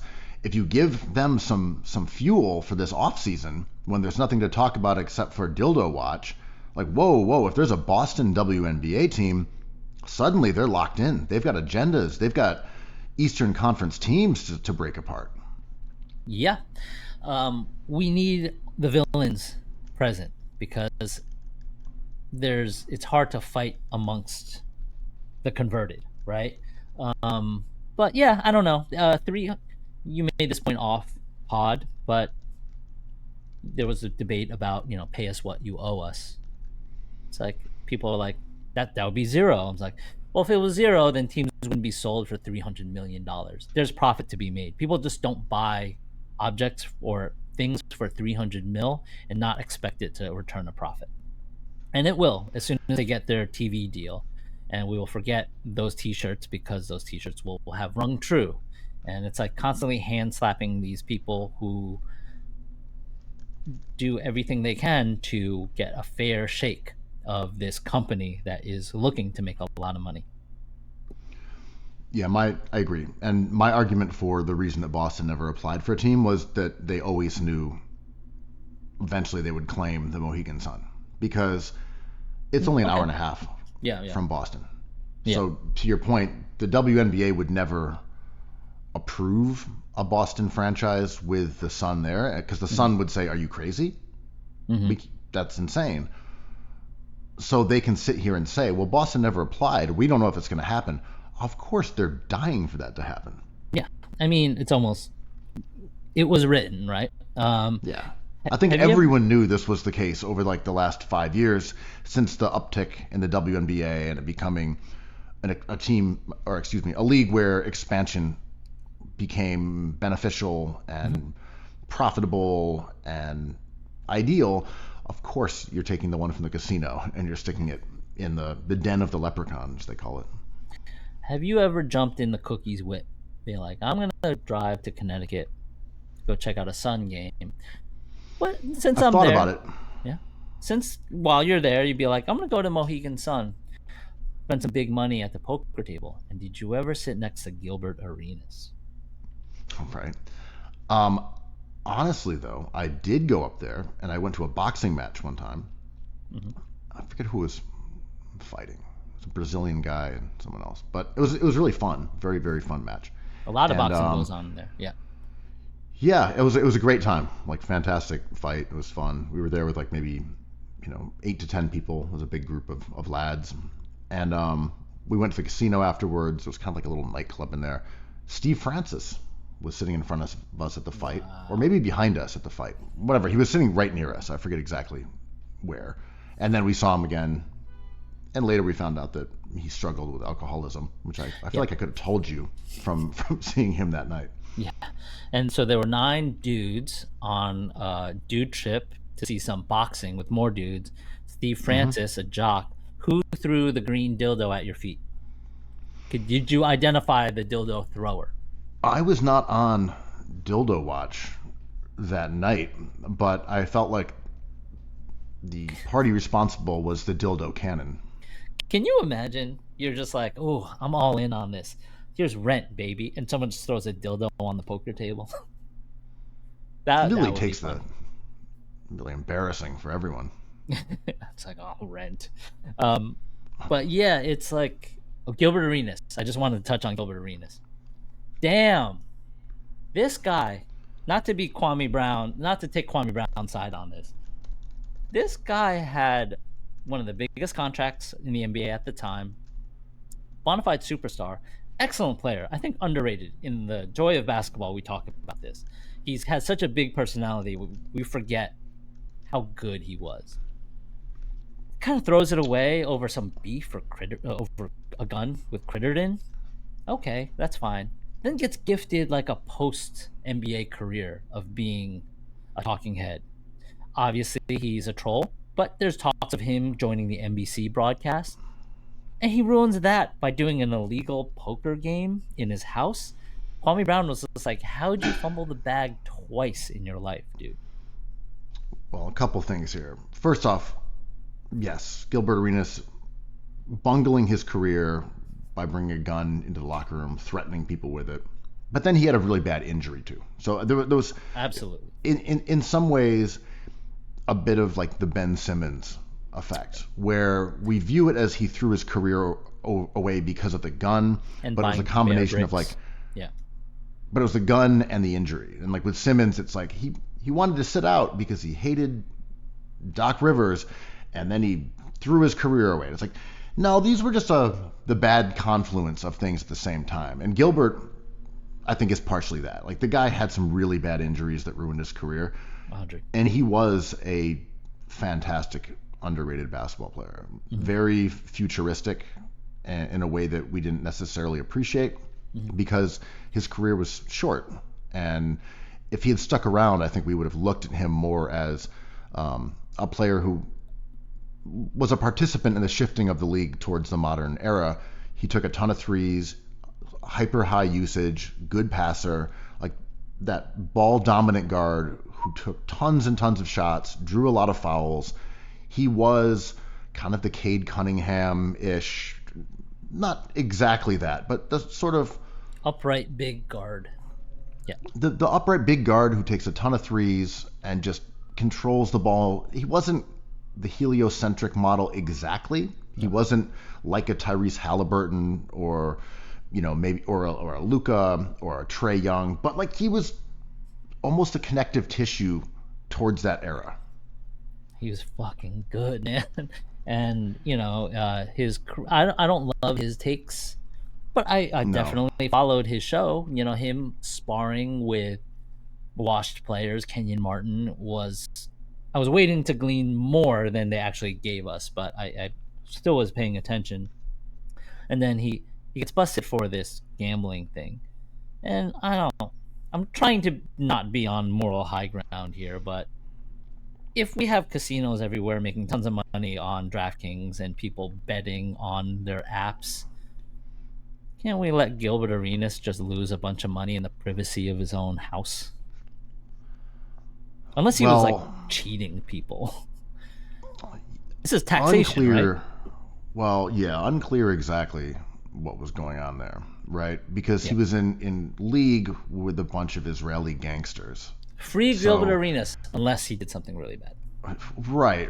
I think part of it was not necessarily that he was losing money. It may have been that he was making money, that they were running an illegal whorehouse / gambling. Okay, it's getting worse. Parlor. It's getting worse. No, there were women there giving massages. There was a lot going on in that area, and I don't know if it was that the house was apparently he was making a cut. racketeering. Right. Well, the house was making a cut. There was a vig on the bets, however that would work. I don't know if it's per bet or you get a cut of the pot. I don't know how it works, but this high stakes gambling ring was being run out of his home. There were masseuses there and gangsters involved. I don't think it was that. Well, Gilbert should be allowed to lose money how he wants. I think this was an enterprise. Oh, he is. He's a new Epstein. He's a businessman. Yeah, as it unfolds, like I'm sure I'll be less sympathetic. It bears mentioning that he's like a really good guy. I know he's like a troll and all that, but I just know anecdotes about him sending boxes to like Akko Natiba and like adopting kids. Like I've always known him as like a secretly really kind dude. And this enterprise does not sound great for him. It is a taxation thing, but as soon as you get into transporting people against their will, paying them for services that are illegal, whatever. Also, I don't know if there was really prostitution going on. I just know there was like masseuses in the mix and things like that. How does Vegas get away with all this? Right. Well, right. They pay taxes on it. Yeah. And they buy off politicians. Gilbert did not have a strong enough lobbying group. Right. He's got to call De Niro up. He's got to call Pesci. The Ace, people with come power on, I in need that world. Ace, come on, bring it in here. Ace Bailey. No. The other Ace.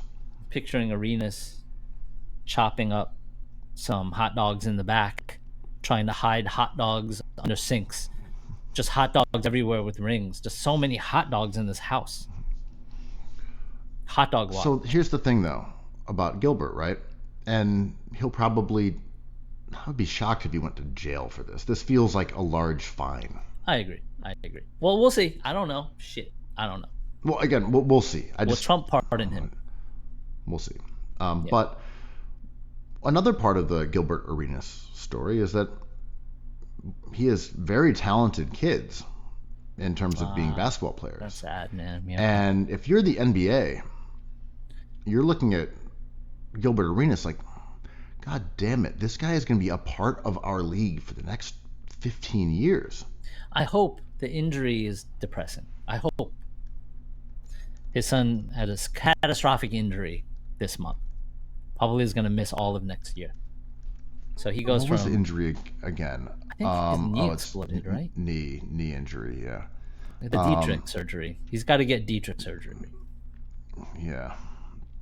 You see, he's going to be out for 8 months, but he looks incredibly talented. Yeah, dude. Insane. Right. But like the promise of we've been watching, sorry to cut you off, but yeah, we've been watching Instagram reels of him cooking NBA players for like 3 years. Yeah, dude. He's really, really nice. Right. Talking about inside jobs, Triple B, LeVar Ball, we know he was gravely ill. Now, they had to remove a foot. He was in the best spirits he could possibly be in. But I thought he was going to usher in a new era of personality, entertainment. Huge fan of Triple B. And it ends up being kind of a scam because he doesn't have the manufacturing gusto to deliver. He ends up kind of being more silent because I believe his wife got ill and then he got ill and he's just trying to survive. But he was one of the most colorful dudes, even though he was also sexist on air. But I was waiting for him to become a main character in the NBA. And like, he's looked upon now as like, you fulfilled your promise. You got 2 of your sons to be max players. It was kind of scammy, but you did it. And I'm like, hold on. Put some respect on LaMelo Ball's name, because he is an all-star player that you guys will not acknowledge for a number of reasons. I don't really understand exactly why NBA media has determined that LaMelo Ball is the bane of their existence. LeVar Ball. It's LeVar Ball. There's a few. I've done some thinking about this. LeVar is part of it. Agreed. 2 is that LaMelo isn't efficient. And efficiency is sort of the journalistic mantle where so he's we no take Jaylen efficiency. Brown. That's the little green dildo. Hot dog watch. Efficiency is one of those things that I think the basketball media community takes very seriously. And efficiency. We are not like you typical fans who just look for dunks and box score numbers. We look for a different box score number, efficiency. We look for field goal percentage and 3-point percentage, and we're very keen on that. And that is not LaMelo's strong suit. And the other part are just very obvious, that his team isn't good. So if you are a journalist, you say, well, he hasn't proven to be a winner and he isn't efficient, and these things are all tied together, and yet he's beloved. He is someone that the fans and other players believe should be an all-star. And we will be the voice of reason and vote him 9th, despite the fact that he was like 2 or 3 by the other categorized voting for All-Star last year. That was hazy. But NBA media said, no way, man. They voted him 9th, and he did not make the All-Star team because of the media. He may be a bad representative for the NBA brand, which is a for-profit company. They may look at him and be like, nah, he's kind of got like not the direction we're going in. He belongs here. He's making his contract money, but like we don't need this Joker-fied kid kind of like mocking the proverbial green dildo, the Joker vibe to our beloved game, because he takes trick shots that go in sometimes. He is a personality that is like, I find to be a generational taste, because post games he'll say stuff that will make Bill Simmons gasp, but other people will be like, he is finally speaking in a way we understand and love. His jokes are post millennial. I don't know, but pre-internet. I can't tell.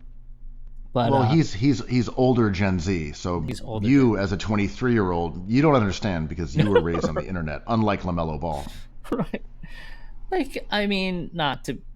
He just talks like a human being, It's not like this Jalen Brunson stuff where it's like, who the real MVP is, you who's watching right now. I'm like, yeah, fair. That's nice. Thank you, Jalen.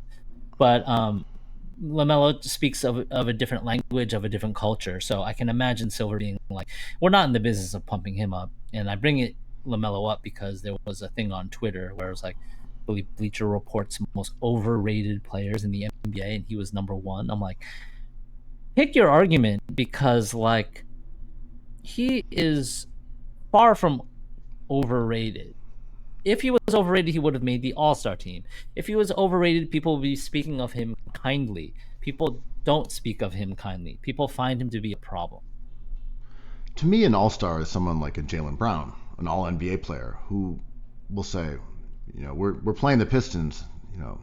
They think they've got the motor, but we're the ones who are revving. And everyone's like, damn. Listen, I teach. I'm at Harvard. I'm glad he was mic'd up. I teach at Ivy League schools. Here's my card. Here's proof. It's like, what did you teach? It's like, I don't know. I just showed up. People want. I'm famous. But yeah, the positioning of LaMelo Ball as being a disappointment, being injured, being inefficient, being a loser, and also being overrated. Yeah. But he's not all NBA. He's not an all-star. He's not mentioned on these top 10 players in the East. To me, I think he's in the same category as Anthony Edwards. Like, personally, I do not think he has earned that on the court in terms of accomplishments, but I think he is that good. I hate to be the fantasy sports gambler here, but you take LaMelo Ball over Anthony Edwards. If you want to win games, like LaMelo Ball, you look really seriously at around number 10 in all of the NBA. He gets hurt a lot. He's weird. He's delightful. It's sort of like what the cyclical debate we have over Jason Tatum, right? It's like, how do you guys disrespect a player this good all the time? I'm like, he's all NBA first team. He has a super max. We talk about him so much. It's like, oh, is he overrated or underrated? It's like, well, it depends on where your starting point is. It's karma. I need to know what you think of him and what you think of the media before we were like, you got your just deserved, whatever. You got what was coming to you. I'm like, well, where'd you start from? Because I thought I already got what was coming to me. Well, what's funny about Tatum is that we've been griping about the over-credentialization of Celtics players. This is a running bit on the Cookies Hoops podcast. It's like, Celtics players, you put on that green jersey and you're handed a Sixth Man of the Year award when you walk in the building. You're getting most improved. Yeah. Oh, you're all NBA. You've been on the Celtics for 2 years. This is about time you got a little hardware. Here's your hustle trophy. The Dino Raja annual award. Goes Rest right in peace, to you. Eric Montross. But I saw people talking about Tatum's rank on the all-time list. I'm like, what? He's ranked in 68, 70, whatever it was. I forget exactly. It's high. Yeah. But they put him somewhere, and all the responses were, "This is a 5-time All-NBA player." I'm like, this is it. This is why you do the annual over-credentialization. You boost him up to first-team All-NBA 3 times when he doesn't deserve to be on it. Oh, we're going to put him above Durant, LeBron. We're just going to do that because he's our guy. Oh, yeah, I know the NBA said that you can vote for Jokic or Embiid at the power forward position, but no, we're not going to do that. We're just going to put it as Jason Tatum. And he keeps getting these things, and then you see after 5 years of this constant elevation, these conversations about him, well, yeah, he should be a top 25 player then. I mean, look at his criteria. It's above all these other players that you're describing. And you're like, and that's why you do it. Yeah, and this is the conversation about the late Gen Z thing, being like, they don't understand my language. I'm an old head. I lived during Michael Jordan. we celebrated him. But he was not infallible. He was beatable. Everyone's just like, oh, the refs are giving it to the Bulls again. It's like, Jesus Christ. It's like, before Pippen, he would just get eliminated, right? Like, we remember this because we were there. But now when you talk about it, we sound like curmudgeons because he's like, but he's perfect. 6 for 6. He never missed a shot. Kobe Bryant, same thing. We were just like, I saw that man quit on the court in a game 7. It makes him wonderful. It makes him debatable. We argued about it at the time. Now it's like kind of whitewashed away. And Kobe Bryant is like this benevolent, perfect gunner, right? Yeah, Kobe quit on the Lakers against the Phoenix Suns in order to prove a point to his coach and to critics who said that Kobe should pass the ball more. Yeah, he came out in the all he second did was half pass, right. and refused to take a shot. Yeah. Might have even been in the beginning of the game. He did that on 2 different occasions when he just said, oh, okay, you don't want Kobe to score? Mamba's not going to score. And one was that Phoenix playoff game, and there was another big game where he did the same thing, where he said, oh, you think I'm shooting too much? Well, see what happens when I don't. And this is when the years get so tightly packed, it's hard to differentiate because you have that ranking where Tatum's like number 75 and Embiid is like number 40. And young kids on Twitter sometimes were like, what the fuck is Embiid higher than Tatum? Tatum has a championship. Embiid's just a loser who's always hurt. I'm like, excuse me. I was alive when Embiid was maybe the best center I've ever seen with my 2 eyes, my 4 eyes. Embiid was a wonderful player, wonderful enough to win an MVP. Like, you forget how good he was just as recently as like 5 years ago. Like 2 years ago. Yeah. It's crazy. He was unstoppable. He was putting together arguably the best scoring season in NBA history 2 seasons ago. Like, I was trying to think of years other ago. players I've seen like him, and I'm like, this skilled, this versatile, and this dangerous. This is like all these centers put into one. But 36 a game on a 65% true shooting percentage? Like, I don't even know what that is. There hasn't been a center doing that, especially on like mid-range jumpers. It's just ridiculous. I was like, maybe Shaq, that dominance, but Shaq couldn't stretch. Shaq couldn't manipulate offenses the same way. Shaq was the end result of an idea. Joel Embiid was the beginning, middle, and end of every possession. Look, time waits for no man, Andrew. Well, it's nice that we got to talk about Joel Embiid, one of the greats of the past. But now, moving on to the superstars of today. Mikal Bridges, the Knicks' superstar wing, has been extended on a 4-year contract worth in the vicinity of $37 million a year. $150 million and one. It was a player option at the end of that. How do you feel about that, Andrew? Do you feel content knowing that they've locked down the core of this Knicks Eastern Conference Finals team? Having success beyond the failures of the Knicks last century is a double-edged sword, right? I think we're in a classic run-it-back year where it's just like, let's not rock the boat. We'll change the coach, which we needed to do. Now let's see what these guys got. Bridges is a really good player. Really good players are expensive. He had some incredible, memorable moments in the postseason that steal off of Tatum to seal Game 2. Their 20-point comeback probably gives him legendary status at the Garden. He was expensive to acquire. The price is still hazy, but the pick did not work out for the Nets this year, in my opinion. So his cost to be acquired is going down. The cost to keep him was high, but it will also prove to be fruitful. It's the tax of having Jalen Brunson as your number one focal point because he makes Jalen Brunson happy. They're good friends. He's a good player. Pay the man. Well, right. There's this idea that the sunken cost of acquiring him was so high that you could never let him walk. You almost had to pay him whatever he wanted because if he said, you know what, I'm actually going to leave after next year, then it would second guess the entire process. Well, if this guy was a threat to leave, or you weren't willing to pay him what he wanted, then why would you give up so much to get him for only 2 years? But again, this is how the NBA works. People give up the farm for a player for 2 years all the time. Yeah. But in the case of Mikal Bridges, I think the main issue is that we still haven't wrapped our brains around what the new contracts look like.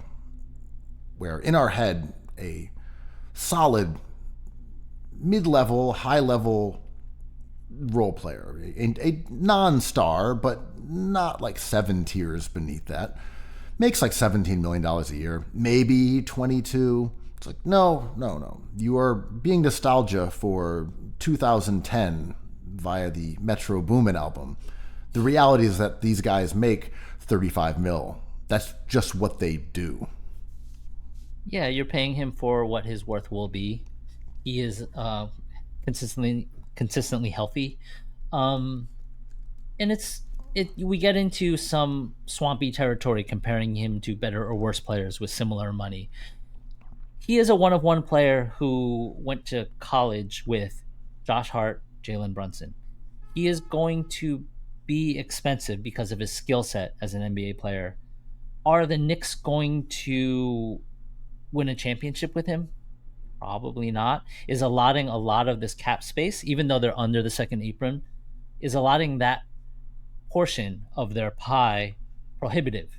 Can they find value elsewhere? Are they being loyal to a fault, which the Knicks are famously the organization to keep their family around? I don't know. But when I say it's a double-edged sword, I mean, you have to run it back this year. You have to make everyone happy. And he is going to be a valuable trade piece if it comes to that. But we are in the Villanova era, and we might as well lean into it. I just feel like if we're going to look at the financial range of $37 million a year, understanding that this goes through 2030, where we're going to see the absolute ballooning of contracts over the next few years, where like Luka's guys like $400 million or something. The Wemby math, actually, you can't do it. Let's go. We don't know how to do that math yet. It hasn't been figured out by humanity. What is Wemby going to be a billionaire if he doesn't get hurt in his career? Is he going to be a billionaire? And would you be okay with that? Sure. It's like there's all these FBI agents redacting Trump's name from the Epstein files. You could get those mathematicians, and they could not sort out how much money Wemby is going to make going forward. Right. An army of mathematicians working around the clock, like monkeys writing King Lear. You can't figure out how much money Wemby is going to make by the time he exits the mortal coil. A bunch of smart people just hit the market to do some math. But Mikal Bridges, $37 million a year, that is in the Şengün, Jalen Green, Gobert, Drew Holiday, Jeremy Grant vicinity. That does not feel wrong. That feels right. I'll take him over many of those players. And this is, of course, excluding players who haven't gotten their second contract yet, right? So he is a top 40 player in terms of salary, but someone like Wemby would not be on that list because they haven't gotten that mini max yet. So if you get rid of those guys, him being a top 50 in terms of salary, that seems okay. Like a little overpaid maybe, but not by the end of this contract. Yeah, and there's pieces missing on the Knicks team that they have not addressed, I think, like a possession gobbler, so Brunson can play off ball a bit, help him defensively. I think they need more connective passing. Kolek and maybe someone we can't think of right now will fill that gap. But you have been famously, sharpen my knives here, you've been famously Mikal Bridges' doubter. Can you explain your position? Wow, the possession gobbler comes for us all. That's right. Pause. My Mikal Bridges issue is just that I think he is a very good version of a 3-and-D player, right? And I'm not saying that model doesn't have a role in the current NBA. It definitely does. And he is a versatile defender. He is rangy. He can guard, 2, 3, 4. I wouldn't necessarily put him on a point guard, but he can still credibly do that. My issue with him is just that he is a slow decision maker. And to pay a guy who is kind of an ISO scorer that you don't need to ISO score, and a guy who is not a good decision maker, but is kind of enabled to be a decision maker by virtue of a $37 million contract, it starts eroding at the value of a player who is really good in a more limited role. Mm-hmm. I think he is better than a Herb Jones. But I like Herb. I like Herb too. I'm saying I think he's better than Herb, but the things that he's better at and enabled to do almost don't help that much. Well, but this is like not contract related. In the playoffs, I think he displayed. I like to call him a 3-and-D player because those are very valuable players and a prototype that immediately is a start of an interesting conversation. But in the playoffs during the Knicks run, he proved to be not sort of the specialist I expected him to be. He kind of roamed the court more as a free safety. He wasn't stationary offensively. He was in the middle of every play in the Josh Hart way. He would be the near possessions that were 50-50. He would be guarding the guy with the ball invariably. Like he would find himself next to the ball.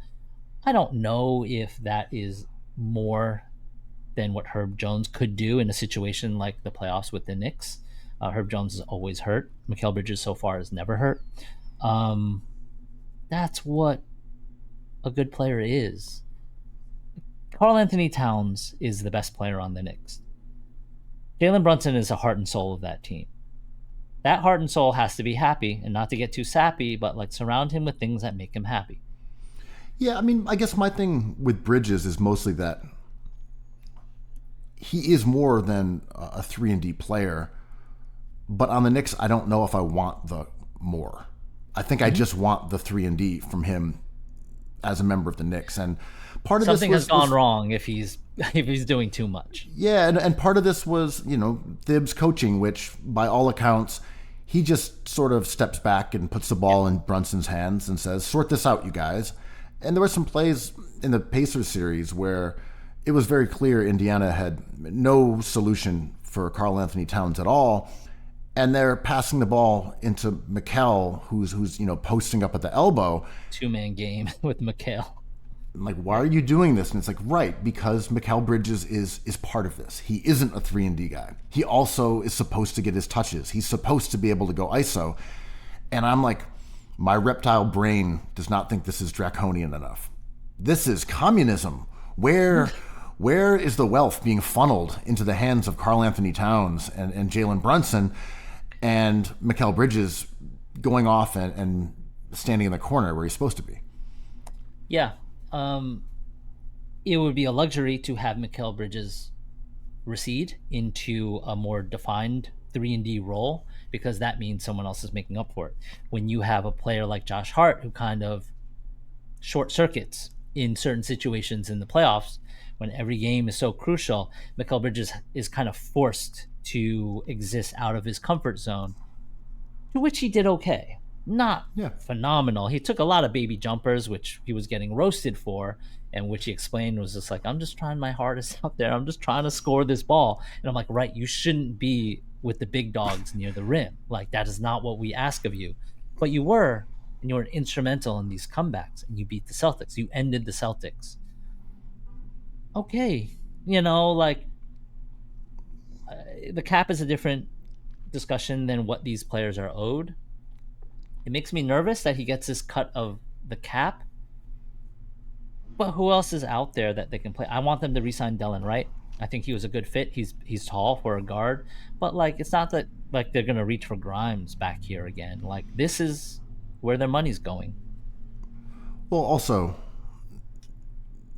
Thibs loved playing Josh Hart, who is an endearing player and does a lot of valuable stuff. He can defend. He's great at getting out in transition. He's grab and go guard, wing, however you want to describe him. He's one of the best in the league. Yeah. Gets the ball and takes off and creates havoc. And he's really unselfish. I really like how he plays. We know his limitations, but he's the best version of himself. And He can play the 2, 3, and 4. really special, fun player. And again, when we're talking about these core identity players, he has sort of made this version of the Knicks what it is, whether it's real or not. If we're going to view this team as being gritty and tough, even if they are really more of an offensive team, Hart is the one who enables that illusion. The Knicks are tough. Look at Josh Hart. Yeah, and This is a finesse team, but Josh Hart is out there for 38 minutes a game. That's true. because I left bait out there when I accused you of being a Mikal hater, because I think he gets a lot of credit, and you did not fall for it. I left a trap, and you smell that cheese, and you're like, not for me. Because I think Mikal is a finesse player, and he aesthetically doesn't embody what Knicks fans expect from this team, which is Josh Hart. Someone who gets bloody, someone who is tougher than the person he's across from. Mikal Bridges is kind of a wiggle guy, right? He's long, and he just is in the right place at the right time, which is a certain version of toughness, mental toughness, but he doesn't look like it. And when his baby jumpers don't go in, they're frustrating because he's a skinny fellow. When Hart's jumpers don't go in, you're just like, well, he took the right shot. He's brolic.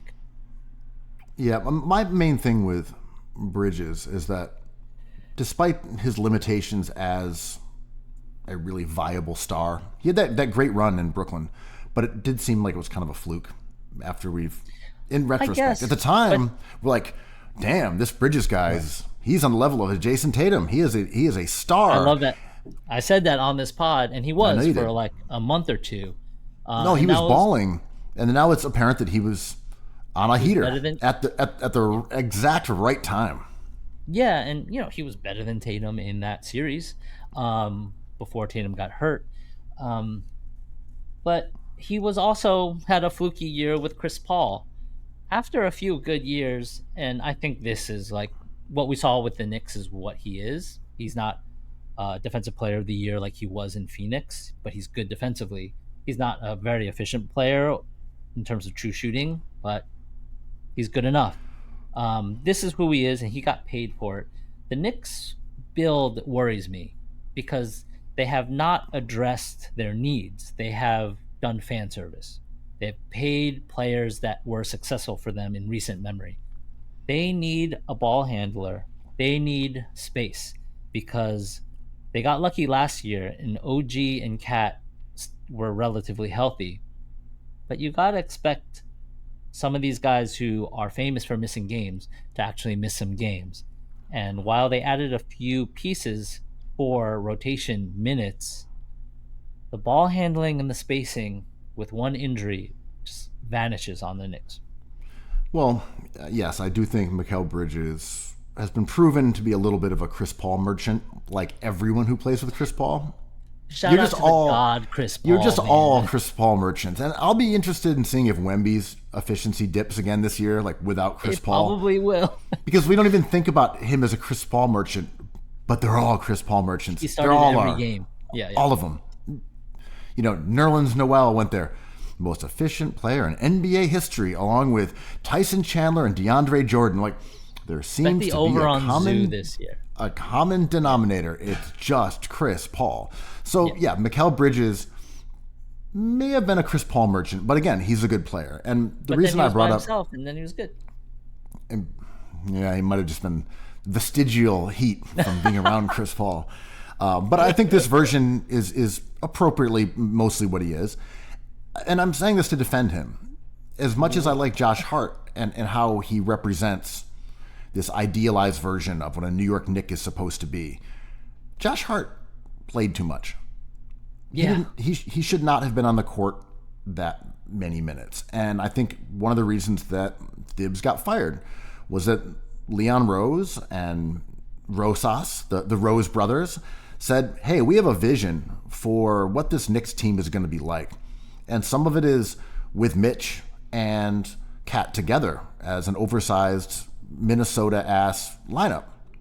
I have another vision of 5 out, shooters everywhere, virtually unguardable, kind of doing what the Celtics are doing and what Atlanta's trying to do, where maybe we'll be weak as a rim protection team, but we're going to have all these wing defenders and we're going to be super spaced out.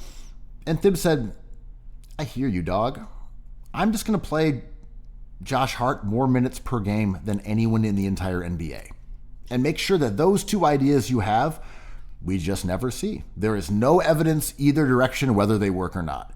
And I do think this was a primary reason that Thibs got fired. I don't think players necessarily tuned him out. There may have been some who didn't enjoy it, maybe Mikal Bridges, I don't know.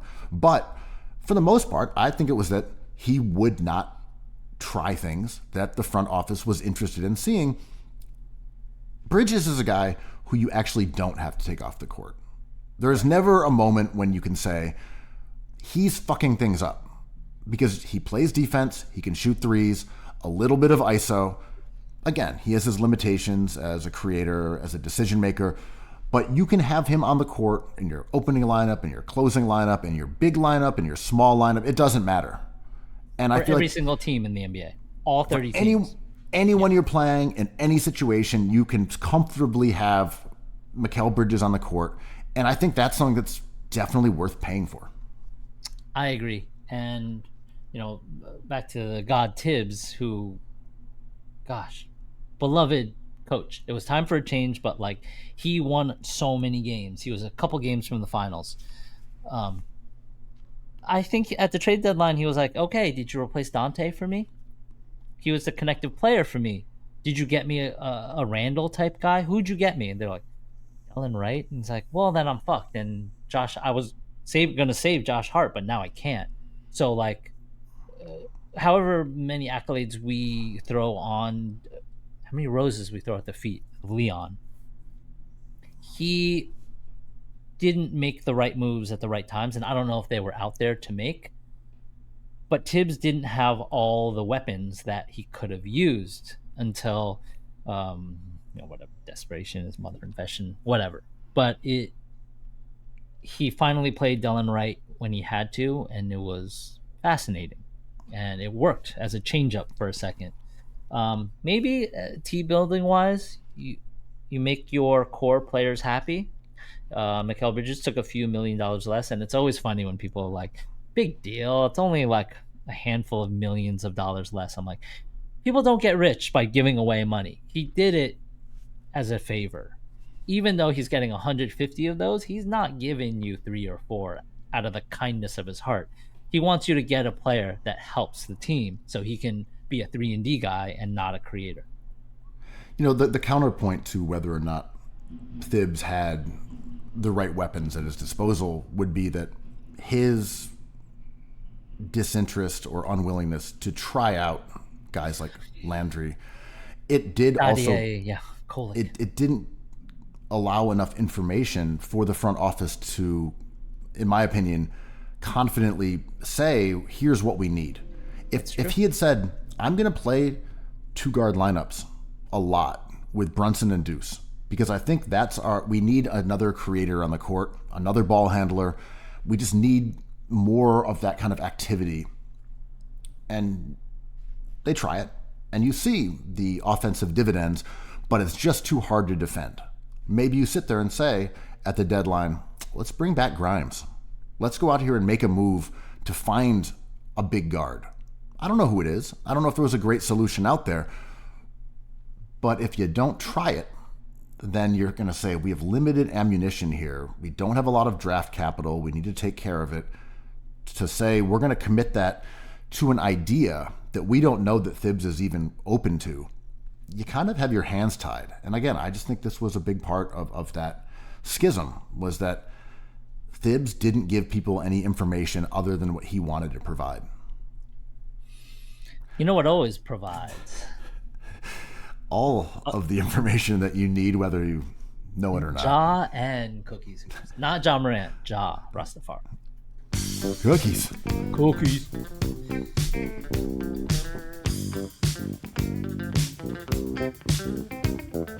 I love cookies. I love cookies. I love cookies. I love cookies.